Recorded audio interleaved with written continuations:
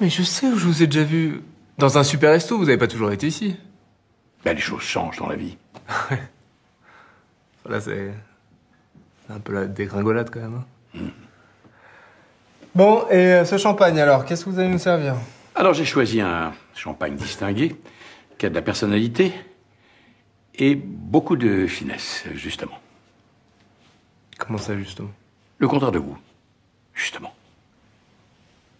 Compte tenu de la haute opinion que vous avez de vous-même, je comprends que ce soit une révélation. Ne vous inquiétez pas, je me suis aperçu aujourd'hui que j'étais probablement, dans votre cas, à ceci près tout de même, qu'aujourd'hui, justement, quelque chose a changé ma vie.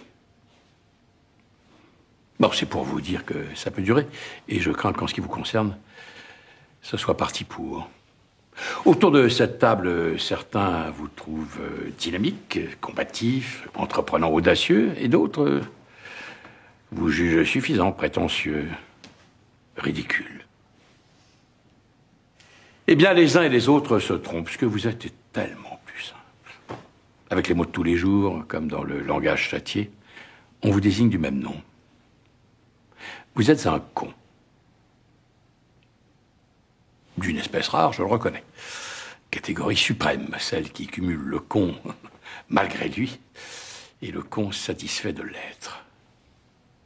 Il y a longtemps que je n'avais pas rencontré un mélange aussi réussi. Toutes mes félicitations. Être con n'est pas vraiment gênant en soi. Non, l'ennui, c'est que les cons se sentent souvent obligés de le faire savoir. C'est l'usage intensif de la connerie qui est pénible. Alors vous êtes du genre sans modération. Hein. Toujours volontaire, pas de répit. Vous devez même assurer des permanences. Vous savez, toutes les matières premières finiront par s'épuiser. Pour la connerie, aucun risque. Vous êtes là. Vous. Et beaucoup d'autres. Votre force, c'est le nombre. Le vrai problème dans la chasse aux cons, c'est qu'il y a trop de gibier. D'ailleurs, c'est pour ça que j'y ai renoncé. Vous devriez en faire autant. Renoncer à vos fiançailles, je veux dire. Non pas parce que tout le monde fait semblant d'y croire, mais parce que vous êtes indigne de Valentine.